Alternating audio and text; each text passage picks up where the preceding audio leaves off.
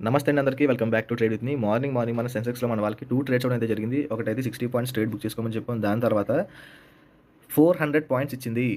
Minimum 300 points book చేసుకుని ఇప్పుడు stop లాస్తో wait చేస్తాను. మన వాళ్ళు చూపిస్తాను, మీకు ఇచ్చాను ఒకసారి చూడండి. ఓకే, చూడండి ఇక్కడ మార్నింగ్ ఇక్కడ ట్రేడ్ ఇచ్చా, ప్రీమియం చూసుకోండి. ఇచ్చిన తర్వాత సో 60 ప్లస్ 40 50 60 ప్లస్ వచ్చింది. సో మన వాళ్ళకి తెలిసి ఎలా ట్రేడ్ చేసుకోవాలో. సో దాని తర్వాత నేను ఏం చెప్పాను చూడండి, కాల్సే ట్రేడ్ ఇచ్చా, హెవీ రిస్క్ అని చెప్పా. ఓకేనా, హెవీ రిస్క్ చూడండి, హెవీ రిస్క్.